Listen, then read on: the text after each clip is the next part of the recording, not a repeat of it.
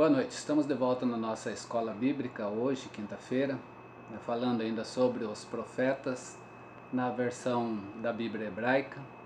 Hoje vamos estar falando um pouco sobre a vida do profeta Isaías e Miqueias, e sobre o conteúdo dos seus livros. Desde já agradeço a Deus pela tua participação, aqueles que se mostram interessados no aprendizado da palavra de Deus. Falando de forma resumida o livro do profeta Isaías, nós vamos ter aqui algumas peculiaridades nesse livro. Um livro que conta, teologicamente falando e fazendo uma explanada de toda a sua profecia, cerca de 200 anos de história.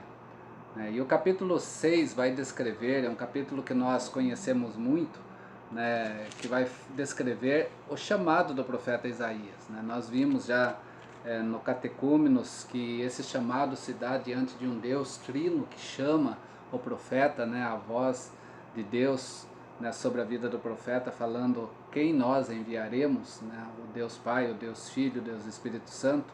Mas é interessante aqui que o chamado de Deus no profeta Isaías, que está lá no capítulo 6, já nos dá uma dica um pouco sobre quando esse livro começa a ser tratado e as suas profecias também.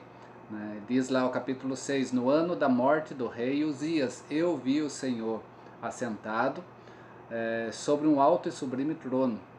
Ou seja, no ano da morte do rei Uzias. O rei Uzias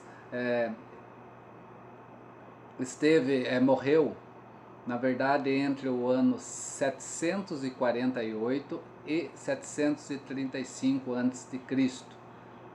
E o livro vai mostrar para nós, então, nesse período, contando que Isaías atuou como profeta durante o reinado da morte do rei Uzias e do reinado de 4 reis em Judá, que vai estar mais presente nas suas profecias.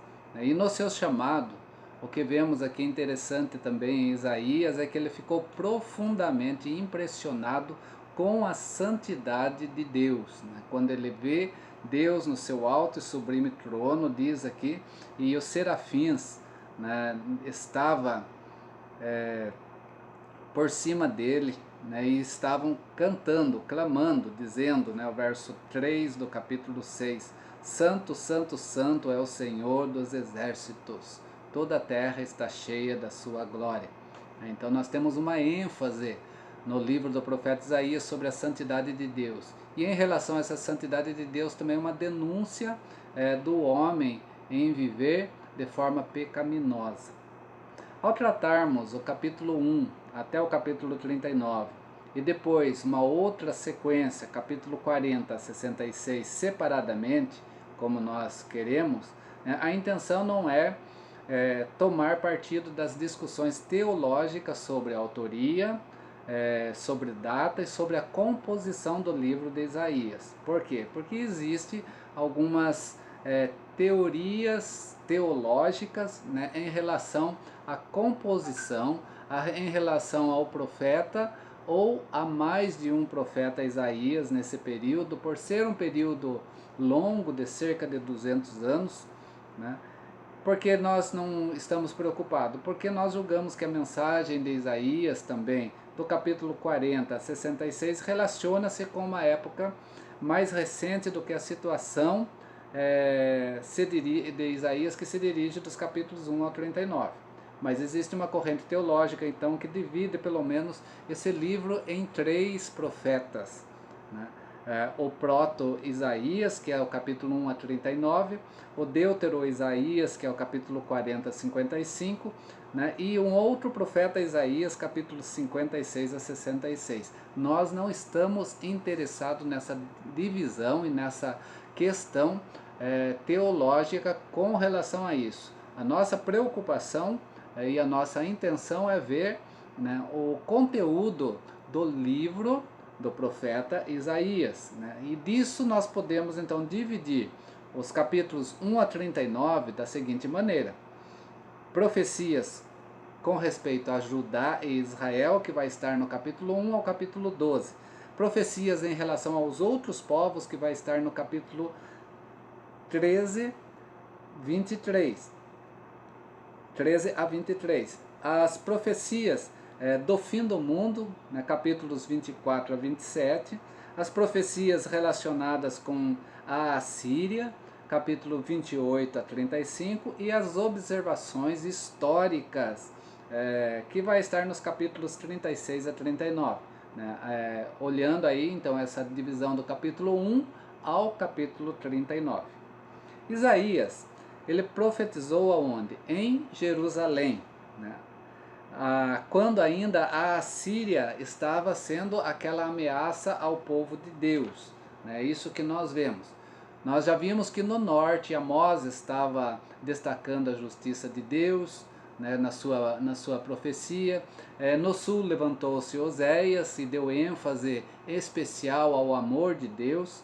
Né? E o que nos chama a atenção aqui em Isaías é justamente isso. Em Jerusalém, Isaías está impactado com a santidade de Deus. Né? Capítulo 6, verso 3. Santo, santo, santo é o Senhor dos exércitos, toda a terra está cheia da sua glória.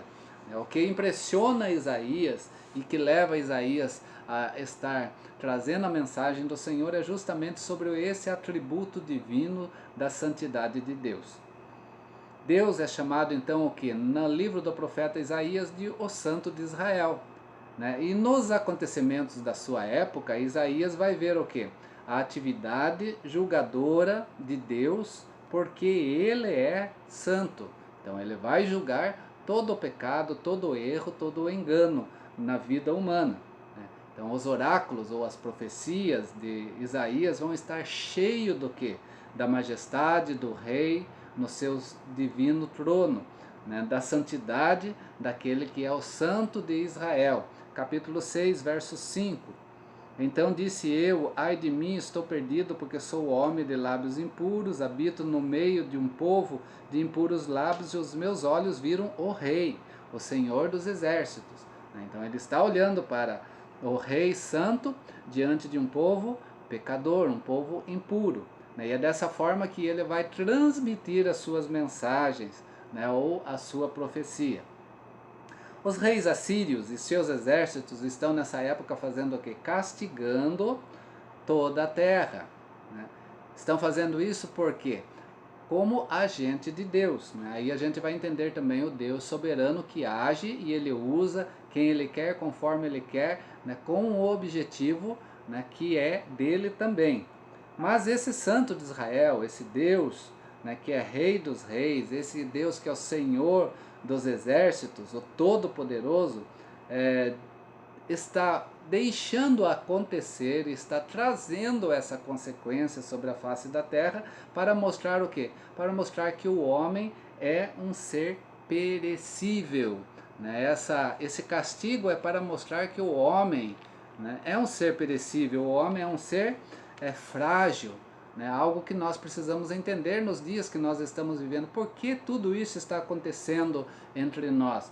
Nada diferente do que Deus também agindo soberanamente para mostrar, né, que nós somos pessoas feitas de carne, perecíveis. Olha o que diz o capítulo 31, o verso de número 3.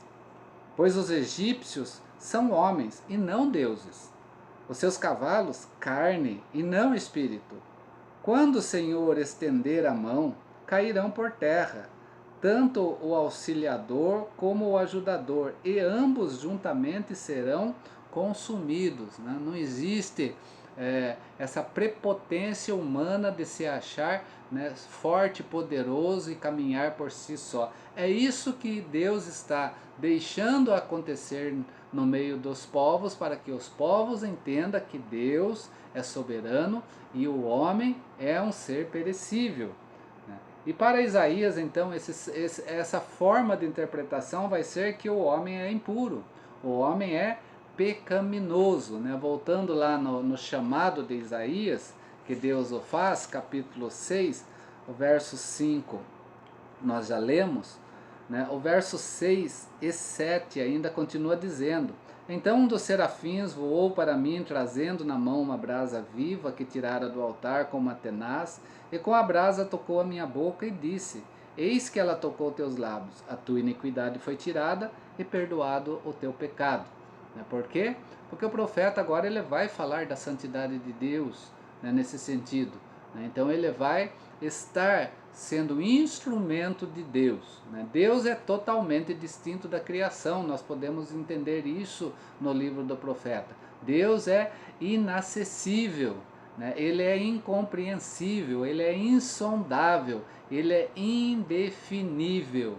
Essas questões que nós vemos aqui no livro do profeta Isaías, começando pelo seu chamado no capítulo 6, do verso 1 ao 5. Depois nós vamos ver um pouquinho mais sobre isso no capítulo de número 57, o verso de número 15, como um outro exemplo para nós, que vai dizer da seguinte forma: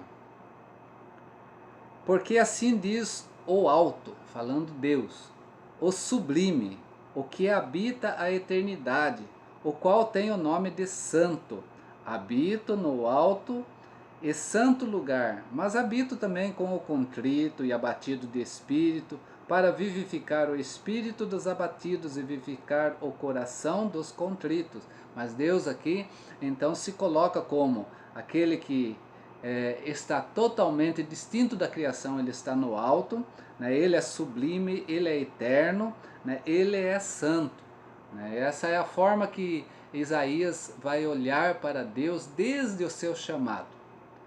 Então toda a área na vida de Isaías será profundamente influenciada pelas visões que ele vai ter de Deus. Ele vai ver Deus em seus atributos que Deus se dá a conhecer a Isaías, Mas o Santo de Israel, mesmo em todos esses seus atributos, ele não se isola deste mundo. É outra questão que Isaías vai chamar a atenção para nós.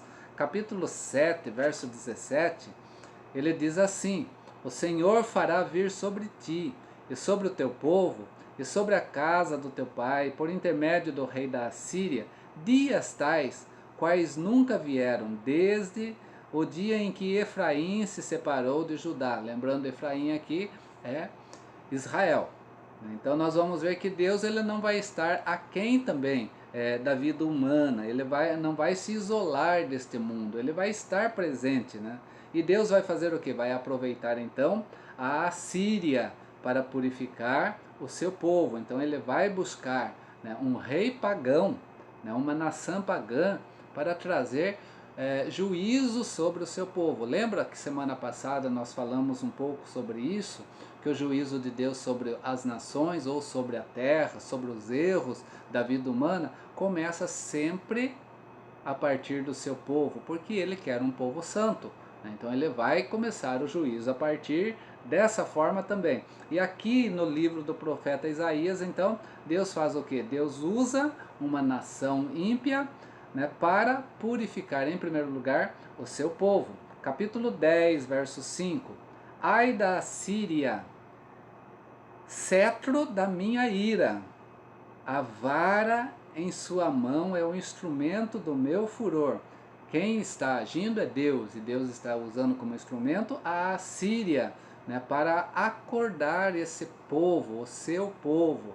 Deus pode fazer dessa forma? Pode. Ele faz? Ele é soberano, ele pode fazer, ele pode usar um vírus para poder acordar o seu povo, a sua igreja, não as quatro paredes, a sua igreja, eu, você. É isso que Deus faz, é dessa forma que Deus age, para mostrar o quê? Que nós estamos errados, que nós precisamos de pureza, que nós precisamos de santificação. Santificação essa que nós não estávamos tendo, mesmo cultuando a Deus constantemente dentro do templo. Então Deus pode sim usar até mesmo um vírus para purificar o seu povo, trazer o seu povo, trazer a sua igreja que começa dentro do lar para novamente cultuar adorar e bendizer ao Senhor em espírito e em verdade. Assim Deus está agindo agora na vida do seu povo, e é isso que o profeta está dizendo no capítulo 10, verso 5. Usando a Assíria como cetro da sua ira, usando a Síria como vara de sua mão, para trazer juízo sim sobre o seu povo, para purificar esse povo. Parece uma obra estranha isso, né? Mas quem somos nós para questionar a Deus? Quem é o barro para questionar quem o fez? Vamos lembrar lá de Paulo, né, em Romanos, falando sobre isso. Essa obra de Deus realizar. Capítulo 28 ainda, verso 21, continuando mesmo nesse mesmo teor, ele diz assim: porque o Senhor se levantará como no monte Perazim, e se irará como no vale de Gibeão, para realizar a sua obra estranha, olha só, a sua obra estranha, e para executar o seu ato inaudito. Né? Que obra estranha Deus está para realizar. O Senhor conquistou a vitória por Israel através de Davi em várias lutas contra os seus inimigos. Nós já vimos isso lá no livro de Samuel, do profeta Samuel. É estranho por quê? Porque agora Deus vai fazer o quê? Vai fazer uma guerra contra o seu povo. Aquelas nações que Davi venceu, agora Deus vai usar essas nações contra o seu próprio povo. Por isso, o verso aqui 21 está dizendo o quê? É estranha essa obra de Deus, né? Porque Deus vai, por intermédio da invasão assíria, né, realizar ou purificar o seu povo. Deus se serve de quem Ele quer e do que Ele quer. Ele é soberano para purificar o seu povo.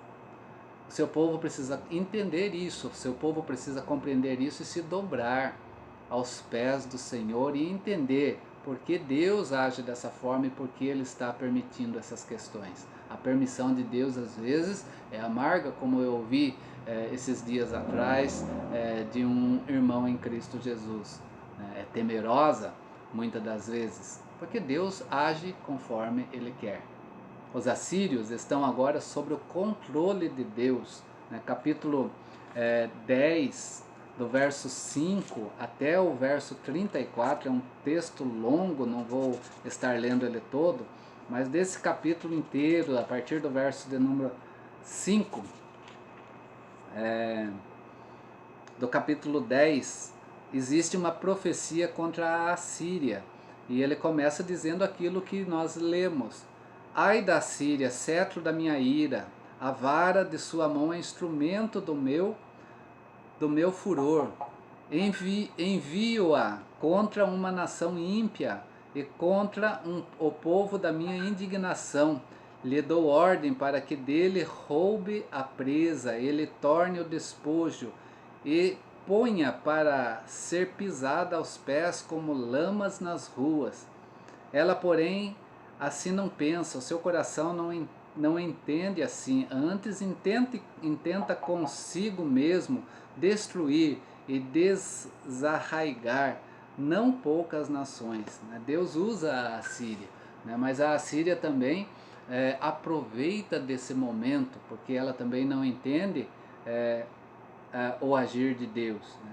Nós vemos aqui que, mas em tudo isso, ela está no controle de Deus. A Assíria está no controle de Deus para realizar isso. E o Senhor então aproveita da Assíria para estar mostrando ao povo de Deus, né? Mostrando a todo o povo de Deus? Não, infelizmente nem todo o povo entende e vê Deus. Nem todo aquele que diz Senhor, Senhor entrará no reino de Deus. Nem todo que se diz cristão de fato é cristão. O cristão vive Cristo. Se não vive Cristo, infelizmente ele é alguém que está vivendo de forma iludida, né? Por quê? Porque o Senhor aproveita para endurecer também o coração do seu povo. Deus não endureceu o coração de Faraó para agir Endureceu o coração de Faraó, não endureceu o coração de todo o Egito, de Faraó. Né? Deus também endurece o coração do povo, né? Até mesmo para não acreditar, para não ouvir a voz de Deus, para deixar de ouvir a voz de Deus, para buscar o quê? Talvez desculpas, não tem templo, então eu vou deixar de ouvir a voz de Deus através de outros meios que Deus coloca como recurso. Deus vai permitir isso? Vai. Deus vai endurecer o coração desse povo? Vai, porque esse povo não pertence a Ele. Desculpa eu estar falando isso, mas é a palavra de Deus. E a palavra de Deus, ela não fica vazia. A palavra de Deus é denúncia também para as nossas vidas. Por que eu estou dizendo isso? Porque o Senhor aproveitou para endurecer o coração do povo de Israel também, para que não acreditasse na mensagem de Isaías e não fosse de fato convertido. Olha o que diz capítulo 6, o verso de número 10. Torna insensível o coração desse povo, endurece-lhe os ouvidos e fecha-lhe os olhos, para que não venha ele a ver com os olhos, a ouvir com os ouvidos e a entender com o coração, e se converta e seja salvo. Quem é esse povo? O povo de Deus. Quem é esse povo? Aqueles que se dizem cristãos, que não são convertidos e não são salvos e estão endurecidos, porque Deus vai permitir esse endurecimento no seu coração, porque eles não querem de fato ouvir a palavra de Deus, querem o ego do seu coração sendo apenas massageado pela palavra de Deus. Acorda, meu irmão, e acorda, minha irmã, porque a palavra de Deus está mostrando para nós também nos nossos dias a mesma coisa acontecendo. Capítulo 8, verso 14 e 15. Olha só. Ele vos será santuário, mas será pedra de tropeço e rocha de ofensa às duas casas de Israel, laço e armadura e armadilha aos moradores de Jerusalém. Muito dentre eles tropeçarão e cairão, serão quebrantados, enlaçados e presos. Muitos, não todos, muitos não vão ouvir a voz de Deus, né? Porque Deus vai fazer o quê? Vai endurecer os seus corações, vai permitir isso nas suas vidas. Permissão de Deus, difícil para aqueles que assim forem, vão viver dessa forma.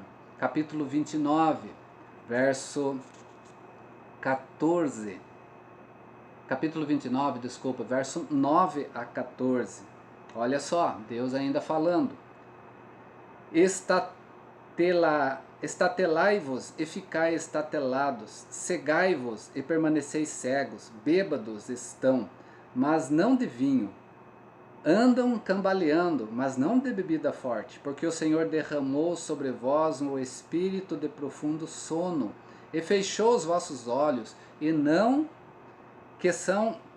fechou os vossos olhos, que são os profetas, e vendou as vossas cabeças, que são os videntes.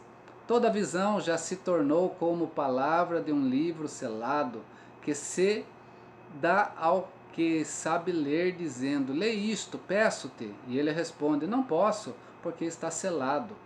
E dá-se o livro ao que não sabe ler, dizendo: lê isto, peço-te. E ele responde: não sei ler.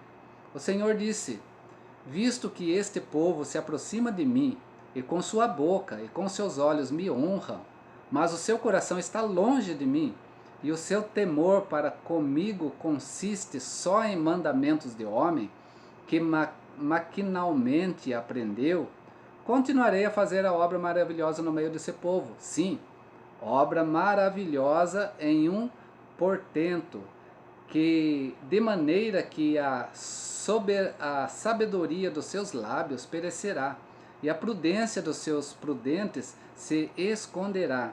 Ai dos que escondem profundamente o seu propósito do Senhor, e as suas próprias obras fazem às escuras e dizem: quem nos vê? Quem nos conhece? Que perversidade é vossa! Como se o oleiro fosse igual ao barro, e a obra dissesse ao seu artífice: ele não me fez, e a coisa feita disseste ao seu oleiro: ele nada sabe. Olhando para esse texto aqui, nós vemos a nossa atualidade, nada diferente, né? o Senhor vai endurecer corações de muitos para que esses de fato não venham a se converter porque eles tiveram oportunidade e não quiseram mudança de vida. A poucos Deus vai estar trazendo de volta, né, na santidade diante dele. Mas há muitos, nesse juízo, nessa purificação, Deus vai estar mostrando a sua rejeição. O Santo de Israel, ele age soberanamente na terra. Ele usa talvez aquilo que é para nós, né, estranho, mas ele age para o bem de alguns. Graças a Deus por esses. Porque quando Jesus voltar também, ele não vai voltar para todos. Vai ser só para um remanescente. Só para alguns que vão estar fielmente esperando a sua volta. A ira de Deus, segundo o profeta Isaías no seu livro, se volta contra o seu próprio povo. Por intermédio do que? De uma nação ímpia. Para que isso? Capítulo 1, verso 24 e 25. Portanto, diz o Senhor, purificar-te-ei como uma potassa das suas escórias, e tirarei de ti todo metal impuro. Tudo isso para trazer pureza. É isso que Deus quer. O propósito de Deus não é destruir totalmente o seu povo, né? Alguns, e a sua maioria, não vão realmente ouvir. Vão estar até, possivelmente, vamos falar, com vida, mas mortos espirituais, por não querer ouvir, e vai continuar a mesma vida de sempre. O propósito não é destruir totalmente o seu povo, mas purificar, né, um restante desse povo, que vão acordar e vão entender o agir de Deus sobre si. Deus purificará o povo dos seus muitos pecados. Capítulo 1, verso 2 até 23 vai falar sobre isso. E depois o capítulo 5, do verso 1 ao 7, também falará sobre isso. Deus purificando o povo dos seus muitos pecados. E quantos serão de fato purificados? Eu estou batendo numa tecla aqui, pode falar ao pastor que está dizendo isso, né? Ele está aproveitando da situação para falar algo que não está nas Escrituras Sagradas. Capítulo 8, verso 7 e verso 8. Eis que o Senhor fará vir sobre eles as águas do Eufrates, forte e impetuosas, isto é, o rei da Assíria, com toda a sua glória. Águas que encherão o leito dos rios e transbordarão todas as suas ribanceiras. Penetrarão em Judá, inundando-o e passando por ele. Chegarão até o pescoço. As alas estendidas do seu exército cobrirão a largura da tua terra, ó Emanuel. Capítulo 8, versos 7 e 8. Né? Quantos serão purificados? É interessante esse texto nesses versículos, porque esses versículos estão nos levando lá para Gênesis capítulo 6, na nossa memória, se nós lembrarmos de como Deus purificou a terra. Como Deus purificou a terra? Através de um dilúvio. É da mesma forma que o texto está aqui falando, né, simbolicamente, de um dilúvio que vem do norte, que vem da Assíria. E lembra que lá no dilúvio, bem poucos foram os que se salvaram, só os que estavam dentro da arca se salvaram. Noé, os seus filhos, né, a sua família que se salvou. A resposta de quantos serão purificados estão nesses versos de forma simbólica. Né? Está evidente, né, que um tanto será salvo, mas nem todos. É por isso que até mesmo Isaías, assim como Deus usou outros profetas através da sua casa, né, Isaías também foi chamado, né, a ter um filho, e Deus colocou um nome a esse filho também. Capítulo 7, verso 3. Disse o Senhor Isaías, agora sai tu com teu filho que se chama Um Resto Volverá, ao encontro de Acás, que está em outra extremidade do aqueduto do açude superior junto ao caminho do campo do lavradeiro. Primeiro filho do profeta Isaías, um resto volverá. Por que um resto volverá? Aí vem o capítulo 8 explicando o porquê. Porque um dilúvio virá do norte através da Assíria, e através desse dilúvio um resto volverá. Um resto será salvo, será purificado. É o restante do povo, não todo o povo. Estamos entendendo isso? Deus traz o seu juízo também sobre o seu povo, mas só um restante que vai de fato entender o juízo de Deus e vai reconhecer os seus erros, as suas falhas, e vai reconhecer o quanto é frágil a vida e vai se voltar ao Senhor. Não vai ser rebelde diante do Senhor, não vai querer continuar da mesma forma diante do Senhor, vai ter corações mudados, modificados. Um restante, porque os demais, não vamos esquecer que o texto diz no capítulo 6 que Deus vai fazer o quê? Vai permitir que o seu coração continue incrédulo, endurecido, que vão ouvir, mas não vão dar atenção, que vão ver, mas não vão reconhecer a obra de Deus, né? Como Deus age no meio do seu povo ainda hoje, não diferente. O restante se converterá a esse Deus forte, só o restante. Capítulo 10, verso de número 21. O restante se converterão ao Senhor forte, sim, os restantes de Israel. Quem vai se converter? Todo o povo de Deus? De forma nenhuma. Toda a igreja vai reconhecer o juízo de Deus e a purificação de Deus que está sendo dada sobre si? De forma nenhuma. Vai ser poucos. O restante. Por isso, ser fiel até a morte e dar-te-ei a coroa da vida. Seja parte desse restante, meu querido irmão, minha querida irmã. Porque os outros já não estão nem ouvindo mesmo, nem vão ouvir esse vídeo. Mas Deus está falando ao seu coração porque Ele tem um propósito na sua vida. Seja esse restante na presença de Deus. Esta é a ideia que nós temos no livro do profeta Isaías. Não é algo que ficou para o passado, é presente para nós. A ideia de um restante que sobrevive ao julgamento de Deus sobre a face da terra. Aquele julgamento que começa já sendo contado no capítulo 1 desse livro do profeta. No verso 9, se o Senhor dos Exércitos não nos tivesse deixado alguns sobreviventes, já nos teríamos tornado como Sodoma e semelhante a Gomorra. Se não houvesse esse restante, não haveria a igreja feita de pessoas. Esse restante vão se converter dos seus maus caminhos também. Essa é a ideia que o livro traz para nós. Novidade para nós isso? Não.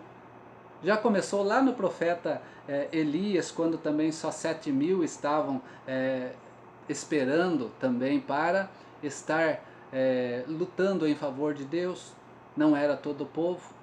Né? Isso vem o profeta Isaías dizer, isso vem a palavra de Deus no Novo Testamento reafirmar, né? E Apocalipse não vai deixar de lado essa mesma questão.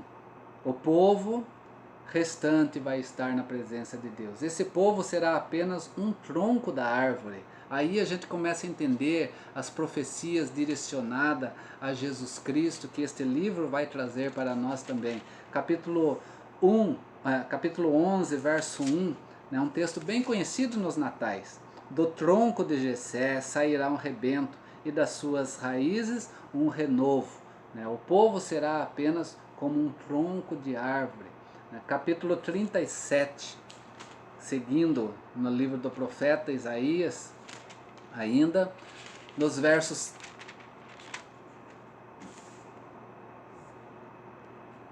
capítulo 37, a partir do verso 20, nós vamos ter novamente falando sobre isso, e vai até o verso de número 30, né, falando sobre esse povo, né, que vai estar na presença de Deus. Né? Para que Deus vai então se valer da Assíria?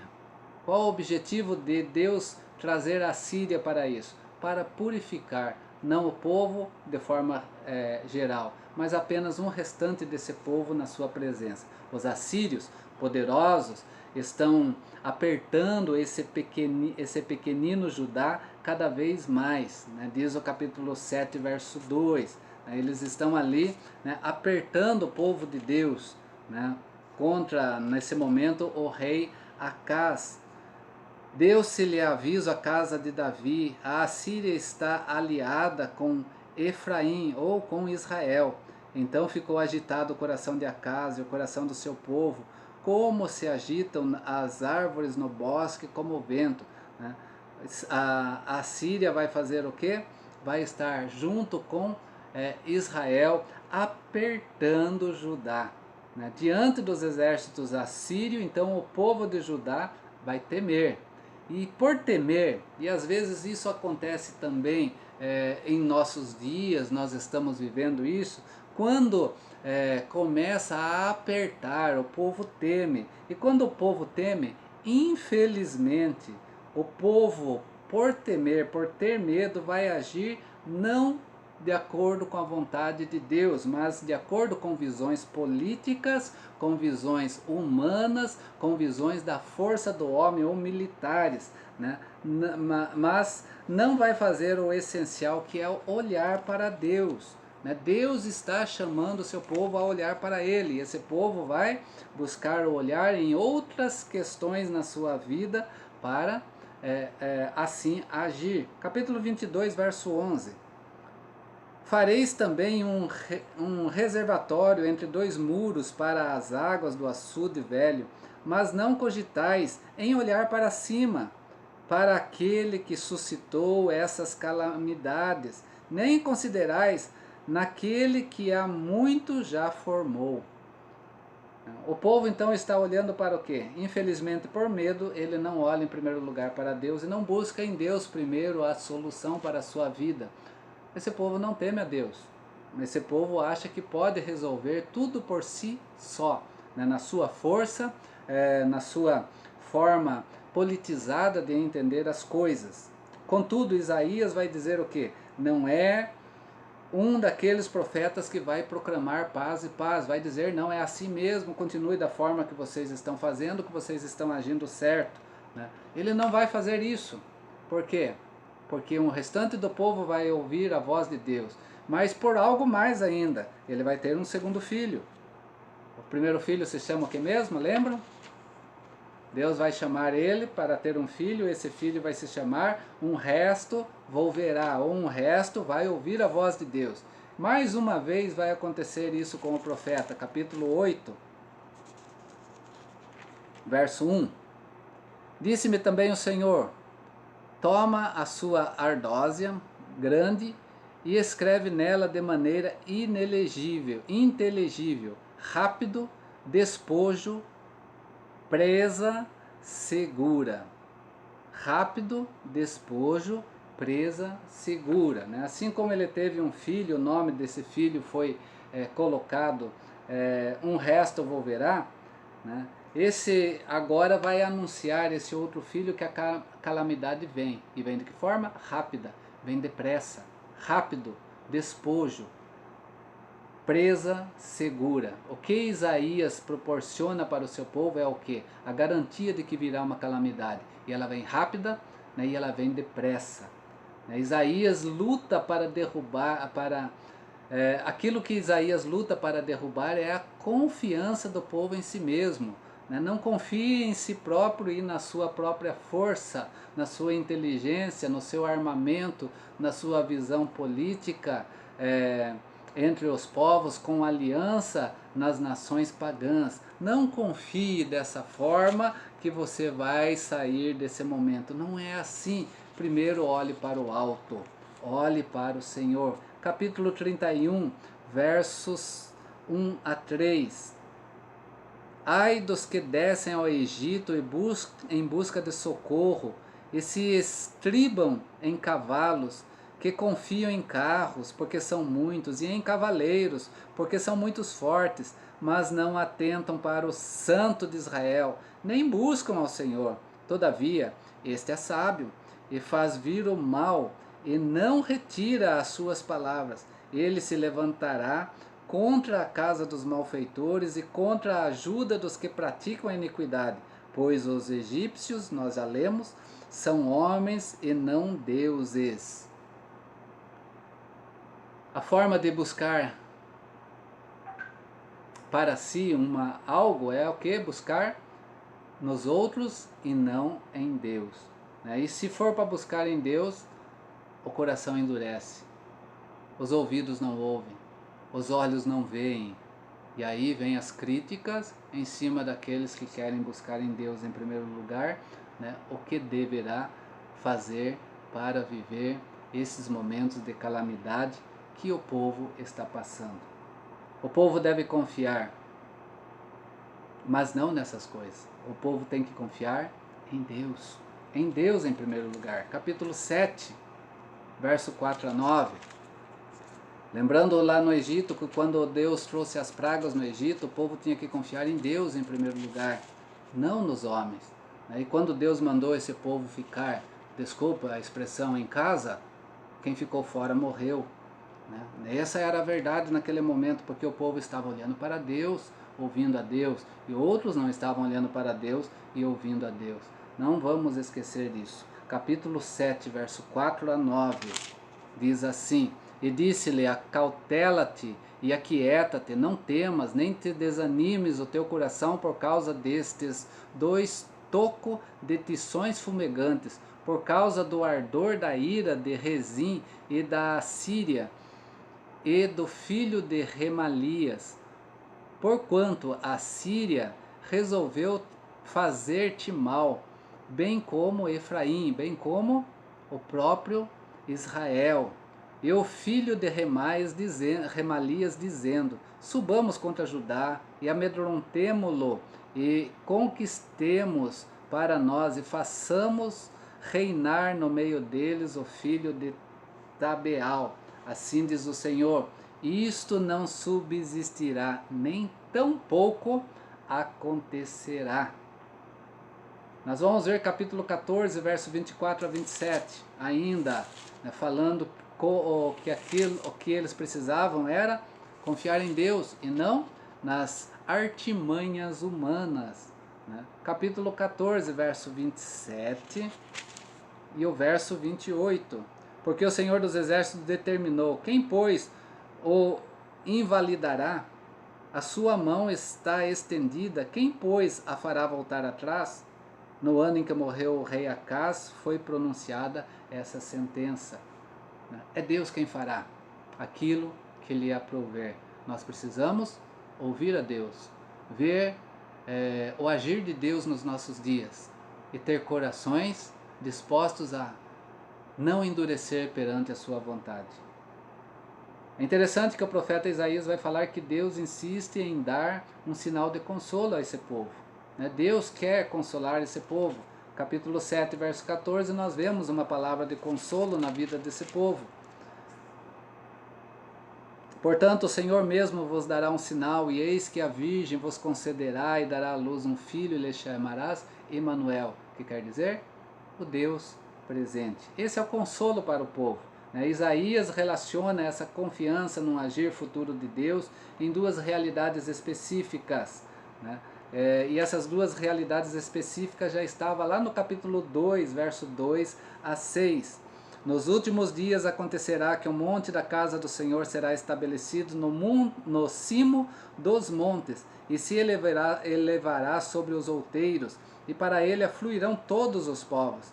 Irão muitas nações e dirão, vinde, subamos ao monte do Senhor, e à casa de Deus de Jacó, para que nos ensine os seus caminhos, e andemos pelas suas veredas, porque de Sião sairá a lei, e a palavra do Senhor de Jerusalém.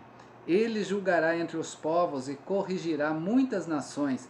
Estas converterão as suas espadas em grelhas de arados e as suas lanças em podadeiras.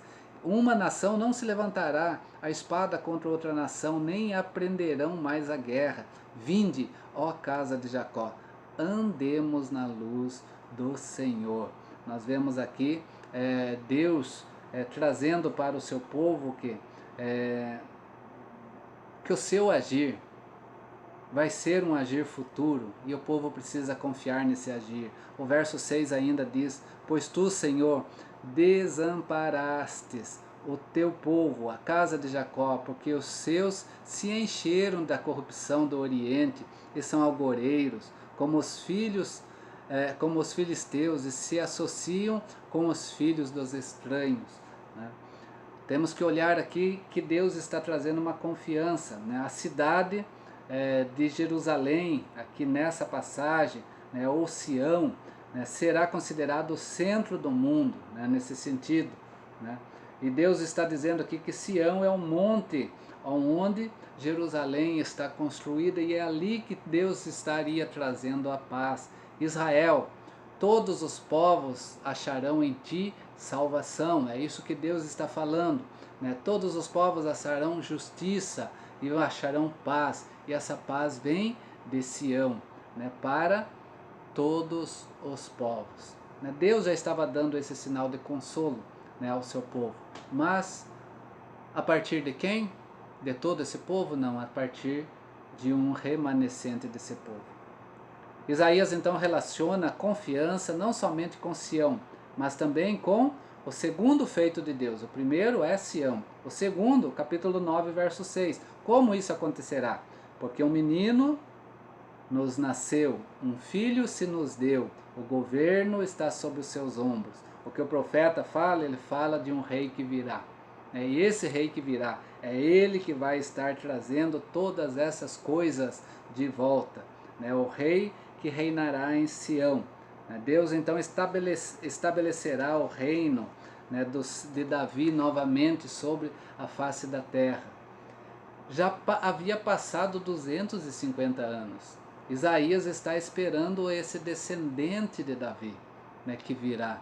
E esse descendente de Davi só virá quando esse restante também estiver purificado. Da mesma forma, nós temos que olhar para hoje. Jesus voltará, ele é esse descendente. Ele voltará quando também o restante do seu povo estiver purificado do juízo que começa na sua própria casa.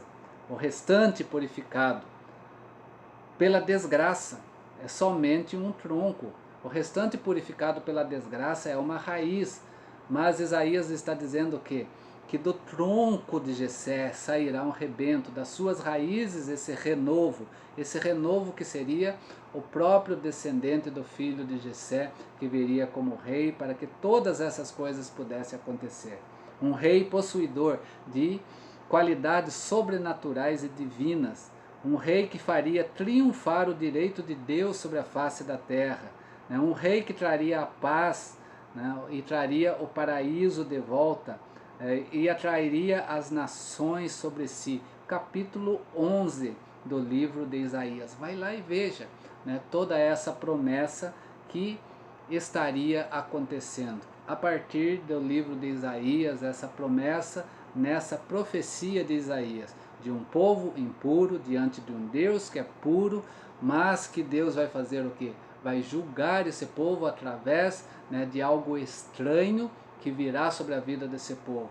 Muitos vão fechar os seus ouvidos, muitos vão fechar os seus olhos, muitos vão endurecer os seus corações, mas o restante vai estar se voltando para Deus, se humilhando na presença de Deus, buscando uma vida de santidade, aguardando o rei que virá. Isso resume todo o livro do profeta Isaías. Espero que você possa ter entendido. Quero passar agora bem rápido para o livro do profeta Miqueias. Miqueias também pertencente a essa divisão hebraica do Velho Testamento. Miqueias, ele era natural de uma vila a 35 quilômetros a sudoeste de Jerusalém. Contemporâneo, ele era de Isaías também. Miqueias capítulo 1, verso 1, palavra do Senhor que em visão veio a Miqueias, morastita, nos dias de Jotão, Acás e Ezequias, reis de Judá, sobre Samaria e Jerusalém. Então ele é contemporâneo, então, também de Isaías, né, e de Jeremias. Ele atuou aonde? Também atuou em Judá. Profetizou contra quem? ele vai profetizar contra Samaria. Samaria que Deus vai usar, conforme diz o profeta Isaías, ele vai profetizar contra Isaías, né, e também em Jerusalém. Capítulo 1, verso 5 de Miqueias. Tudo isto por causa da transgressão de Jacó e dos pecados da casa de Israel. Qual é a transgressão de Jacó? Não é Samaria? E quais os altos de Judá? Não é Jerusalém? Então Samaria também leva esse povo, né, a transgredir contra Deus. Por quê? Porque esse povo vai ter o coração endurecido. Não vamos esquecer, não é aquele pequeno povo, mas uma boa parcela do povo de Deus. Né, aquilo que o profeta Isaías já está mostrando. Né? Mas ele vai se dirigir também, opondo-se às injustiças, muito presente em quem? Entre os donos de extensas propriedades rurais. Ele vai ser um profeta contra o latifundiário, né? Contra as práticas desses latifundiários, né, que fazem o quê? Que deixam o pobre cada vez mais oprimido, né, e não ajuda a defendê-lo. E com isso esses vão usar quem? Vão usar sacerdotes, juízes e líderes para praticar a injustiça. Por isso Miqueias também vai contra sacerdotes, juízes e líderes, né, por essa razão. E por essa razão, então, ele vai fazer o quê? Vai proclamar juízo em Samaria, porque Samaria perverteu o coração do povo, né, desse povo que não quer ouvir a voz de Deus mesmo, não quer nem aprender sobre a palavra de Deus, e também vai contra Judá, de forma presente. Né? Capítulo 3, verso 12, né, nós vemos aqui ele proclamando julgamento contra Judá. Portanto, por causa de vós, Sião será lavrada como um campo, e Jerusalém se tornará em montões de ruínas, e o monte do templo numa colina coberta de mantos. Ele vai falar, né, julgamento contra Judá. Mas Miqueias também vai proclamar salvação, ele vai proclamar restauração. Né? Depois do julgamento que virá, depois do julgamento, virá então um reino de paz, sobre um governo escolhido por Deus. Agora esse governo vai ser escolhido por Deus. Se você olhar lá no capítulo 5 de Miqueias, do verso 1 ao 14, vai falar sobre o nascimento do Messias e do seu reinado. Né? Esse que vai trazer a paz, né, e o governo sobre a terra. Miqueias, então, como eu disse, ele se opõe às injustiças da sua sociedade, né, proclamando também juízo que tem que vir. Né? Juízo que tem que vir a partir do quê? A partir, então, também do povo de Deus que se corrompe por causa de Samaria. Mas também vem a salvação aguardada acontecerá. Miqueias vai evidenciar aqui semelhança com Amós e Oséias, os dois profetas que nós vimos semana passada. Ele vai fazer lembrar de Amós e Oséias, mas de uma forma especial, Miqueias tão somente vai fazer o quê? Vai fazer um resumo do que é Isaías, nos seus capítulos 1 a 39. Né? Ele vai representar esses 39 capítulos de Isaías nos seus 7 capítulos, resumindo então o livro de Isaías. Há diferenças? Existem diferenças, mas a visão de Miqueias é igual a de Isaías, mas não de forma grande. Isaías vai prolongar essa visão. Miqueias não, ele vai resumir essa visão. Miqueias é o primeiro profeta a anunciar diretamente o que? A destruição de Sião. Ele vai falar sobre essa destruição de Sião que nós vimos ali no capítulo 3, verso 12. Né? E no capítulo 6, verso 8, né, algo bem conhecido nosso desse texto, né, diz assim: ele te declarou, ó homem, o que é bom, e o que é que o Senhor pede de ti, senão que pratiques a justiça e ames a misericórdia e andes humildemente com o Senhor. Não é isso que Deus pediu para nós? Não é isso que Deus quer de nós? É isso que Ele está dizendo para o seu povo? É isso que a palavra de Deus continua dizendo para nós nesse momento de juízo? O que Deus quer de você, ó homem bom? A você que vive, né, de forma coerente sobre a face da terra, que pratique a justiça, que ame a misericórdia, né, e que se humilhe na presença de Deus. Aquilo que Deus quer de nós não era diferente na vida do profeta aqui que ele está dizendo. Né? A prática da justiça e da misericórdia para com o próximo. né? Isso daqui que Miqueias vai chamar a atenção em todas essas questões que estão envolvidas e que nós já vimos no profeta Isaías. Neste versículo, né, capítulo 6, verso 8, Miqueias resume o quê? Ele resume as profecias de Amós e as profecias de Isaías. Sobre o quê? Sobre a injustiça social. Também, nos capítulos 6, versos 6 a 7, ele vai se assemelhar a Amós e a Oséias. Vamos ver lá o texto, capítulo 6, versos 6 a 7. Com que me apresentarei ao Senhor e me inclinarei ante o Deus excelso? Virei perante ele com holocaustos, com bezerro de um ano? Agradar-se-á ao Senhor de milhares de carneiros, de 10.000 cordeiros e 10.000 ribeiros de azeite? Darei o meu primogênito pela minha transgressão, o fruto do meu corpo pelo pecado da minha alma? É interessante a pergunta que ele faz aqui, porque ele está trazendo de volta o quê? A profecia de Amós e Oséias, na confiança que o povo tinha em quê? Em apenas sacrifício, em apenas estar levando a sua religiosidade na presença de Deus. Será que é isso que Deus quer? Né? O verso 8 ainda diz: Ele te declarou, ó homem, o que é bom e o que é que o Senhor pede de ti. O que Deus pede de mim? O que Deus pede de ti? Que pratiques a justiça e ames a misericórdia e andes humildemente com o teu Deus. Né? Isso é culto a Deus. Né? Não é simplesmente levar as suas ofertas ao Senhor no sentido de milhares de carneiros, de azeites perante o Senhor e até mesmo querer dar ali de forma absurda o seu primogênito pela sua transgressão ao Senhor. Não é isso que Deus quer, isso não é a religiosidade que Deus está pedindo da sua vida, isso não faz parte do que Deus quer. É isso que Miqueias está dizendo. O que Deus quer é o quê? Que pratiques a justiça, que ames a misericórdia e que andes humildemente com o Senhor teu Deus.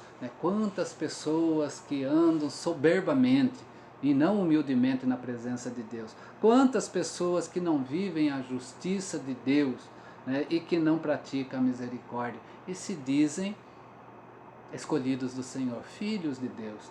Isso Deus não vai ter em consideração naquele dia. Jesus disse isso aos fariseus, quando os fariseus estavam falando sobre o dízimo, né, que dizimavam, faziam ao Senhor, e Jesus fala: misericórdia e justiça que vocês deveriam fazer, vocês não fazem, não praticam, isso que vocês deveriam fazer. E depois também completar isso através das outras obras nas suas vidas. Isso que nós temos então na vida do profeta Miqueias. Miqueias então resume tudo o que falou Amós, Oséias e falou de forma mais longa, né, o profeta Isaías. Espero que você tenha entendido sobre isso. Né? Esse vídeo vai estar de volta lá, o seu link lá na nossa página, né, redsaulo.com.br. Não estarei postando mais esse material, né, por umas questões que eu estou usando aqui um material também, né, parte desse material que pertence à Igreja Presbiteriana do Brasil e ela tem direitos autorais na sua escrita também, né, então não posso estar postando na sua íntegra, né, esse material, mas estou trazendo isso como uma forma de ensino para nós, né, como uma aula, né, à Igreja Presbiteriana do Brasil. Então espero que você tenha entendido. Semana que vem nós vamos falar sobre os profetas Naum, Sofonias e Abacuque. Que Deus esteja te abençoando, Deus esteja te fortalecendo. Olhe esses profetas que nós já vimos, volte, se perdeu o vídeo passado, volte a ele e esteja estendendo junto com este e olhe tudo isso à luz dos dias que nós estamos vivendo, porque não são diferentes. Que Deus possa te abençoar, te fortalecer, né, e que você possa estar aprendendo cada vez mais do Senhor. Tenha uma boa noite, né, e um bom resto de semana na presença do Senhor e continue firme nos caminhos do Senhor, aprendendo a sua palavra, mesmo que você esteja dentro da sua casa ou onde quer que você escolheu para estar em comunhão maior com o Senhor teu Deus. Que Deus abençoe a sua fidelidade diante dele e os seus compromissos com o Senhor nos seus votos. Deus seja com cada um de vós, irmãos e irmãs, em Cristo Jesus.